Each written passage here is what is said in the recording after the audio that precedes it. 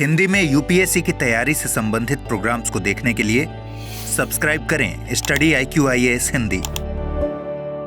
Hello दोस्तों, स्वागत है आप सबका स्टडी IQ IAS हिंदी पे। मैं ललिता दहिया। दोस्तों, लोकसभा 2024 के चुनाव संपन्न हो चुके हैं, नतीजे आ चुके हैं। यदि हम महिलाओं की संख्या के दृष्टिकोण से देखें कि लोकसभा में जो महिला सदस्यों की संख्या है वो कितनी है इस बार, तो 2019 की तुलना में एक चिंतनीय विषय जरूर है। हम डेटा की बात करेंगे आज की इस परिचर्चा में, क्या क्या डेटा है और महिलाओं का विकास क्रम क्या रहा है संसद में रिप्रेजेंटेशन का। साथ ही आज की कक्षा में हम महत्व की बात करेंगे कि यदि महिलाओं का प्रतिनिधित्व लोकसभा में, संसद में बढ़ता है तो क्या उसका महत्व होगा, महिलाओं के सामने क्या चुनौतियां हैं, क्या हमारे संवैधानिक आदर्श हैं महिलाओं के संदर्भ में, और क्या अन्य प्रयास किए जाने चाहिए। चलिए परिचर्चा की शुरुआत पहले वर्तमान लोकसभा संख्या से यदि करें तो मैं आप लोगों को बता दूं कि 2024 में जो महिला लोकसभा सदस्य चुनी गई है उनकी संख्या 74 है। 2019 की तुलना में यह संख्या 4 कम है। ध्यान रखिएगा, 2019 में 78 महिला सांसद यानी लोकसभा सदस्य चुनी गई थी, 2024 में ये 74 है। ध्यान रखिएगा, यदि हम 1952 से तुलना करें तो 1952 की तुलना में 52 महिलाएं ज्यादा हैं 2024 की लोकसभा में। ये एक डेटा है, बात समझ में आ गई।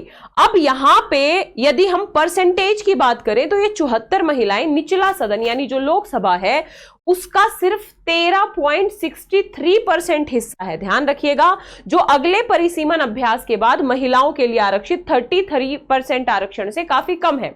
हमें पता है 33% आरक्षण महिलाओं को दिए जाने का जो संशोधन है वो पारित हो चुका है। हालांकि वो परिसीमन के बाद 2026 के बाद लागू होगा। वर्तमान लोकसभा में वो 33% रिजर्वेशन लागू नहीं हुआ है, लेकिन हमारी संकल्पना है 33% रिजर्वेशन देने की।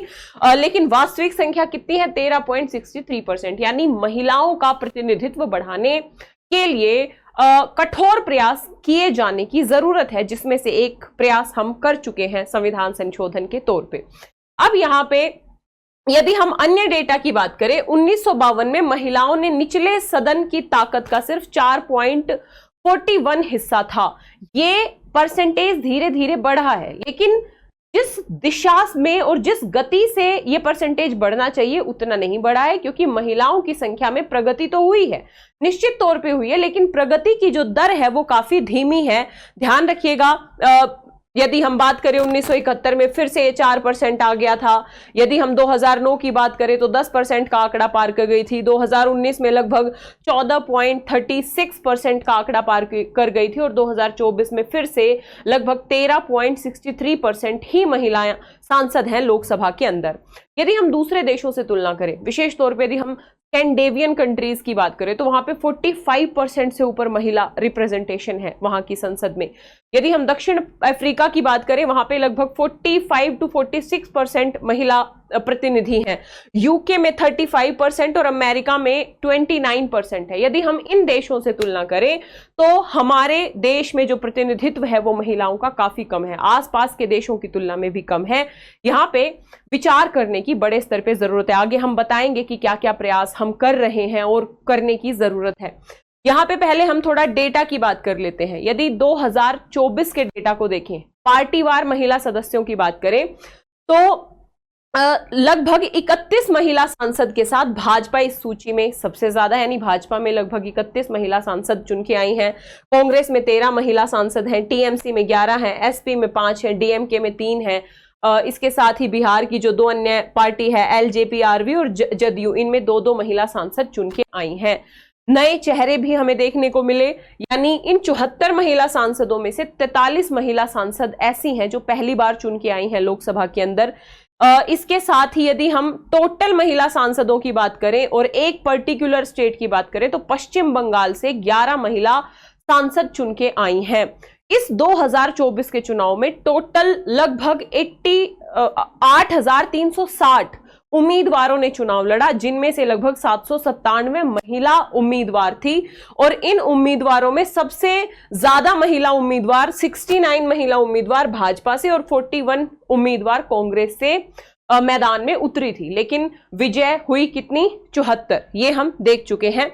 अब हमें ये पता है कि महिलाओं के रिप्रेजेंटेशन को बढ़ावा देने के लिए जो कानून हमारा बन गया है, संशोधन आ चुका है, 33% हम रिजर्वेशन देने जा रहे हैं महिलाओं को, जो कि एक बहुत ही ज्यादा स्वागत योग्य कदम है।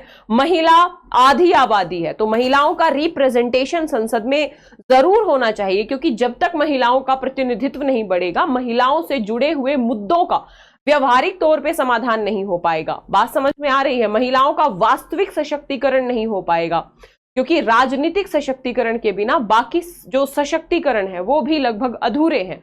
तो ऐसे में राजनीतिक सशक्तिकरण महिलाओं का होना किसी भी देश के विकास का आधार स्तंभ होता है। ऐसे में महिलाओं की संख्या निश्चित तौर पे यहाँ पे ज्यादा होनी चाहिए थी, जो कि यदि हम वर्तमान संदर्भ में देखें तो हमें काफी कम नजर आती है, मात्र 13.63% महिलाएं।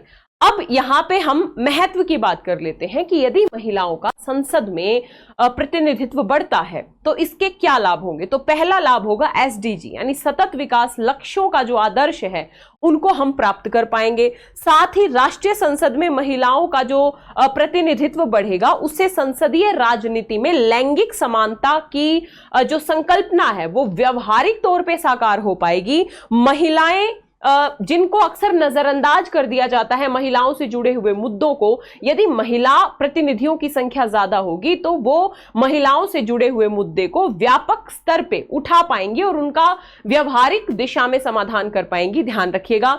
इसके साथ ही मैं आप लोगों को बता दूं कि जो पंचायतों में हमने 33% रिजर्वेशन दिया है महिलाओं को 73वें संविधान संशोधन के द्वारा, यदि हम कुछ स्टेट्स की बात करें तो कुछ राज्यों में 50% रिजर्वेशन है जो स्थानीय स्तर पे महिलाओं को। तो ऐसे में महिलाओं ने काफी अच्छे काम किए हैं स्थानीय स्तर पे, तो यहां से एग्जाम्पल सेट कर सकते हैं। यदि हम पर्टिकुलर कुछ महत्वपूर्ण कामों की बात करें तो चाहे शराब बंदी जैसे शराब की लत पे नियंत्रित करने जैसे कदम है, पेयजल जैसी सार्वजनिक व्यवस्थाओं में निवेश करने के कदम है, पोषण परिणामों को प्राथमिकता दी है महिलाओं ने, जमीनी स्तर पे जो विकास का एजेंडा है उसको बदला है।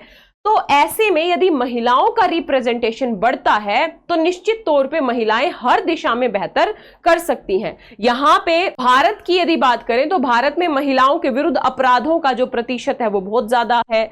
महिलाओं के खिलाफ अन्याय, शोषण जैसी घटनाएं बहुत ज्यादा हैं। कार्यबल में महिलाओं की भागीदारी कम है, पोषण संबंधी चिंता है, शिक्षा संबंधी चिंता है। तो तमाम ऐसी चिंताएं हैं जो महिलाओं से जुड़ी हुई हैं। ऐसे में जब महिला प्रतिनिधियों की संख्या बढ़ेगी तो महिला समस्याओं का समाधान भी निश्चित तौर पे बेहतर हो पाएगा। यानी इन चुनौतियों से निपटने के लिए हमें निर्णय लेने के लिए ज्यादा महिलाओं की जरूरत है। और ये भी देखा गया है अलग अलग डेटाज में कि पद पर रहते हुए महिलाओं द्वारा संपत्ति संचय की दर पुरुषों की तुलना में कम होती है। यानी जो भ्रष्टाचार की संभावना पुरुषों में ज्यादा दिखाई देती है वो महिलाओं में कम होती है। यानी महिलाएं टारगेट बेस अप्रोच पे बेहतर तरीके से काम करने में सक्षम ज्यादा होती हैं पुरुषों की तुलना में। लेकिन यानी जरूरत है महिलाओं के प्रतिनिधित्व बढ़ाने की, निश्चित तौर पे इसमें शक की कोई गुंजाइश नहीं है। लेकिन बहुत सारी चुनौतियां हैं महिलाओं के सामने। सबसे पहली चुनौती है सामाजिक पूर्वाग्रह। महिलाओं को अक्सर घर की चार दीवारी तक ही सीमित रखने की जो हमारी सोच है वो कहीं ना कहीं एक सबसे बड़ी बाधा के तौर पे हम देख सकते हैं। पुरुष प्रधान समाज है, राजनीतिक दल संरचना में पुरुष प्रधानता है, पारिवारिक दायित्व है, संसाधनों की कमी है, क्योंकि चुनाव लड़ने के लिए बड़े स्तर पे वित्तीय संसाधन चाहिए, तो संसाधनों की कमी है। और भी अन्य संरचनात्मक बाधाएं हैं। ये सभी बाधाएं संसदीय और राज्य विधानसभा चुनाव में जो प्रतिभागी हैं और विजेताओं के रूप में महिलाओं की अधिक भागीदारी के समक्ष बड़े स्तर पे बाधा डालते हैं।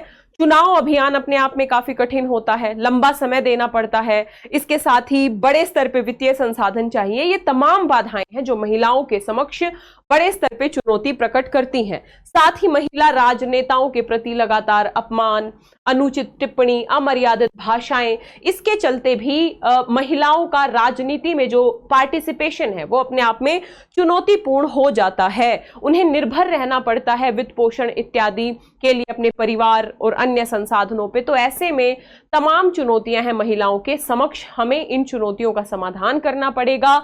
समाज की सोच को बदलने की दिशा में युद्ध स्तर पे प्रयास करने पड़ेंगे। महिलाओं के लिए हमें स्पेशल प्रोविजन करने पड़ेंगे, जो हमारी संसद ने किया भी है, तब जाके हम महिलाओं की भागीदारी को सुनिश्चित कर सकते हैं।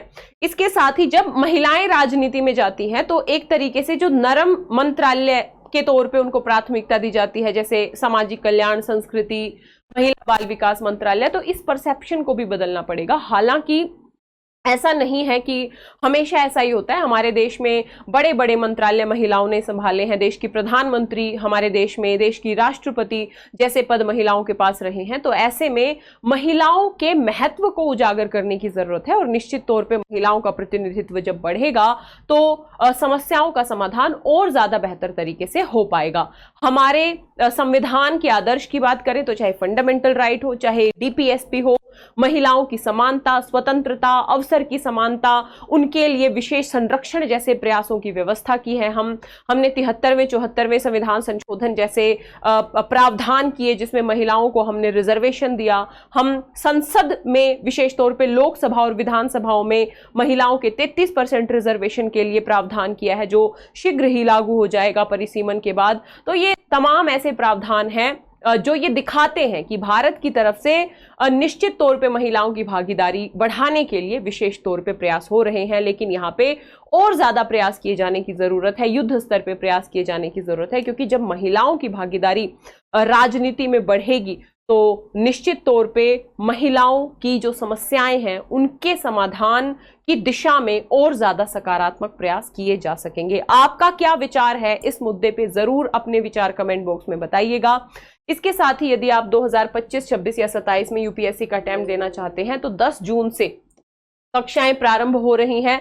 फटाफट जाइए स्टडी IQ की ऐप या वेबसाइट पे, या इस वीडियो के डिस्क्रिप्शन बॉक्स में लिंक दिया होगा, उस लिंक पे जाइए। LD Live, LDLIVE, LD Live code का प्रयोग कीजिए, एडमिशन ले लीजिए। मात्र 27,999 में एक फाउंडेशन कोर्स है ये, बेसिक टू एडवांस लेवल, जिसमें पीटी मेंस इंटरव्यू तीनों स्तर की प्रिपरेशन इंक्लूड है। कंप्लीट जीएस आपका मात्र 27,999 में इंक्लूड है। 2 साल की वैलिडिटी है। LD Live कोड के साथ एडमिशन ले लीजिए। साथ ही दोस्तों, प्रयागराज में स्टडी IQ IAS हिंदी के जो प्रोग्राम्स है वो शुरू हो रहे हैं और 14 जून से फ्री डेमो क्लासेस अवेलेबल हो जाएंगी। तो यदि आप प्रयागराज में हैं, ऑफलाइन पढ़ना चाहते हैं, तो डेमो क्लासेस जरूर देख सकते हैं। इसके साथ ही आप मुझे फॉलो कीजिएगा मेरे टेलीग्राम चैनल ललिता दही अकेडमी पे, इंस्टाग्राम और फेसबुक पेज पे। आशा करती हूँ ये परिचर्चा अच्छी लगी होगी।